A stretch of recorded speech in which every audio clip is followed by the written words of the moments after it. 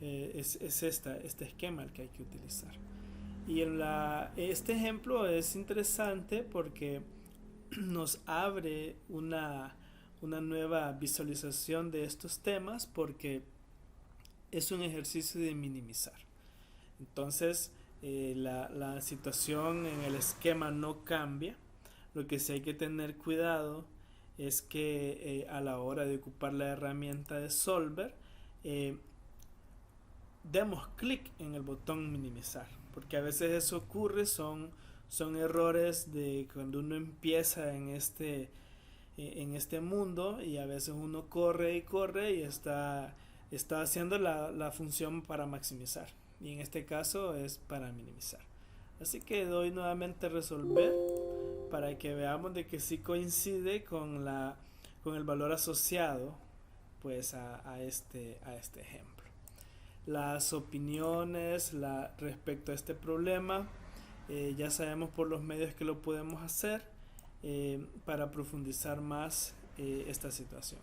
Los ejemplos 2.44, 2.45, esos serán tarea para que ustedes lo construyan. El 2.44 lo tomé de ejemplo. El 2.43, perdón. Para el 2.44, si ustedes observan, es el mismo esquema. Ya le cambié el título, eso sí, pero no significa que el 244 tenga estas variables. Usted le puede quitar variables, es decir, por ejemplo, le quiere quitar estas columnas, se las elimina. Obviamente va a tener problemas en las referencias, pero usted lo que tiene que hacer simplemente es quitar esas partes de acá, y pues eso es todo. No es ninguna situación de que usted va a tener que se le arruinó el esquema, no, simplemente es de adecuarlo nada más. El 2.45 es de la misma manera. Aquí está algunas de las ideas que están acá. Ya vamos a definir por los medios que conocemos la fecha de entrega de esto. Con base a esto ya nosotros como que recordamos dónde nos habíamos quedado en el análisis de estos temas. Ahora lo que queda es introducirnos al tema del método simplex. Ese método simplex toma de base muchas de las ideas que hemos estado usando acá. En la clase pasada nosotros nos habíamos enfocado en la última clase sobre variables de holgura y variables de superávit. Entonces las variables de holgura las vamos a utilizar cuando nosotros tengamos una desigualdad de este tipo, menor o igual. Las variables de superávit nosotros las vamos a usar cuando tengamos desigualdades de este tipo. Entonces el objetivo de esto es convertir estas expresiones a ecuación. Entonces, un ejemplo de variable de holgura es el que está marcado acá, y que es una de las restricciones del ejemplo del modelo Ridix. Lo voy a poner por acá para visualizar. Acá está, es este ejemplo. Entonces este ejemplo lo retomo más abajo en esta hoja de Excel, y acá está la restricción número 1 del modelo de Ridix. Entonces aquí es como que tuviéramos 6x1 más 4x2 menor o igual que 24. Pero como lo queremos como una situación, como una ecuación más bien, entonces nosotros necesitamos saber cuál es el valor de S1 para que pueda funcionar. En este caso S1 es 2, tiene que ser 2. Entonces al ver la solución y usando esta solución de acá, esta solución particular, no estoy diciendo que esa es la solución. Entonces 6 por 3, 18, 4 por 1, 4. Tenemos que ese resultado de acá es 22. ¿Cuánto debe de valer ese 1 para que se cumpla de que llegue hasta 24? Como es una variable de holgura, esta tiene que ser 2. Entonces regresamos al ejemplo del PDF, y acá simplemente está la expresión x1, en este caso 3, y x2 vale 1. ¿Cuánto debe valer ese 1? Pues debe de valer 2 para que esto pueda funcionar. Entonces esa es la lógica que se ocupa en las variables de holgura. En las variables de superávit la diferencia es que debe de ir antepuesto por un signo menos. Entonces, porque son variables, son variables que sobredimensionan alguna situación ahí, alguna restricción. El ejemplo que les acabo de describir realmente es la solución del ejemplo número 1. Entonces, de los problemas propuestos. Entonces aquí les sugiero que continúen la solución de esto. Vamos a dar un tiempo de revisión de esto. No se preocupen por esa área. Así que ya aquí tenemos varios ejercicios para seguir trabajando. El manejo de variables irrestrictas es una parte también interesante en lo que es el modelo simplex. Son variables donde en los modelos PL pues a veces como que no es muy como fácil de verlo, ¿verdad? Entonces ante esa situación yo les planteo la solución del ejemplo 2.44. 2.44 es uno de los ejemplos que les he dejado de tarea. Entonces yo lo que quiero es que hagan ese ejemplo para después profundizar en el manejo de estas variables irrestrictas. Continuando con esta situación y dándole un inicio a lo que es la solución de las PL por el método de simplex, esta comparación es importante porque cuando tenemos el método gráfico, nosotros lo que nos fijábamos nada más era en la región convexa que se podía generar. Ver cuáles son los puntos de esquina, porque los puntos de esquina eran las soluciones, los candidatos a hacer solución. Y después era buscar cuáles esquinas era el más óptimo, cuál esquina. Pero ahora ya pasamos a otro escenario, y ese escenario es el método gráfico.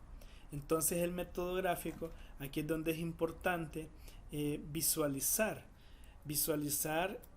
quiénes o cuántas ecuaciones estoy manejando y cuántas variables estoy manejando. Entonces, para que el sistema tenga infinidad de soluciones factibles, aquí hay unas condiciones que hay que estar revisando. ¿Cuál es la lógica después de esto? Pues determinar las soluciones básicas factibles de las ecuaciones. Aquí dice que una cantidad finita de soluciones factibles básicas de las candidatas para la solución óptima. Hay una manera de saber cuántas soluciones hay, que ya luego lo vamos a ver en este texto. Y pues después lo que hay que hacer es usar la función objetivo de igual manera para determinar cuál es la solución factible pero que sea óptima, ¿verdad? De entre todas las candidatas. ¿Cuál es esa solución? Acá se plantea un combinatorio. Me voy a pasar al documento de Excel para analizar esa situación. Y aquí vemos gráficamente el modelo Ridix. Entonces el modelo Ridix, al graficarlo, pues nos damos cuenta que tiene realmente 6 esquinas, 6 posibles soluciones. ¿Qué es lo que hicimos nosotros en clase? Mover esta función z que se fuera incrementando. Vimos ese ejemplo y la solución óptima es el punto o la esquina que toca en este caso por último. ¿Por qué por último? Porque es un ejercicio de maximización. La función tiene que ir creciendo. Entonces aquí les he dejado en esta parte de Excel el desarrollo del combinatorio, que demuestra que hay 4 ecuaciones y 2 variables. Para que usted compruebe eso, vaya a ver las condiciones que tiene ese modelo, que es un modelo básico que se toma de ejemplo para muchas áreas, para muchos ejemplos. El desarrollo de esto, pues el resultado da 6 y que evidentemente coincide con la cantidad de puntos de esquina. Entonces el modelo de simplex eh, ya no se va a preocupar en buscar todas estas esquinas, porque en el modelo gráfico la preocupación es ver todas estas esquinas. Vamos a ver a continuación cuál es el ánimo del método simplex. Aquí hay unos ejercicios que yo les sugiero que los desarrollen. Está muy bien explicado, pero igual manera habrá un espacio para preguntas. Eso ustedes ya lo tienen muy claro. Este ejemplo lo desarrollamos en clase, quedó de tarea la práctica y la clasificación de todos estos puntos. Y lo interesante viene en esta parte, aquí en el desarrollo del método simplex, que cuál es la lógica del método simplex. Quiero que quede claro que es un proceso iterativo, que es muy evidente el objetivo de él al principio de este texto. Y dice que en lugar de enumerar todas las soluciones básicas, que son los puntos de esquina desde el punto de vista gráfico, el método simplex investiga solo algunas de estas soluciones. Entonces, acá se describe, en esta figura, se describe cuál es el proceso iterativo del método simplex. El método simplex en este esquema me está mostrando que a él, por ejemplo, no le va a interesar conocer esta esquina, sino que el método simplex se va a ir como quien dice, rodeando la región convexa. Entonces va a partir de A, va a llegar a B y llega a C y llega al punto óptimo. Entonces esa es la ruta que el método simplex toma. No fue necesario que pasara por el punto D.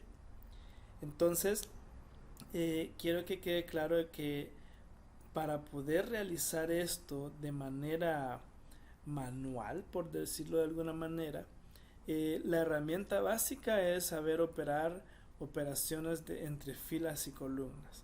Eso lo vamos a ver en una próxima entrega de este material.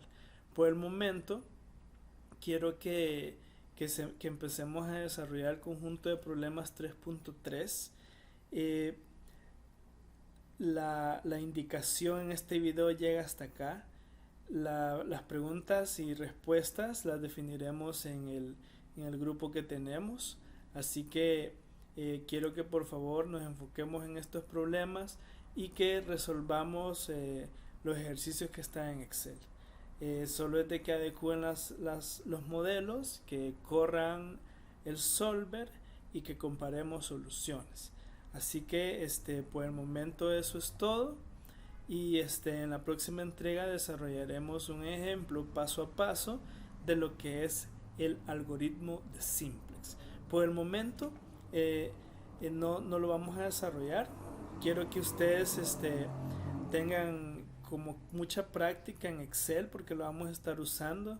Practíquelo, desarrolle ejemplos, repítalos, porque esa es la manera de que vamos a ir comprendiendo todos estos temas. Así que por el momento eso es todo, y espero todas sus consultas, pues, y para que vayamos desarrollando esta materia de la mejor manera.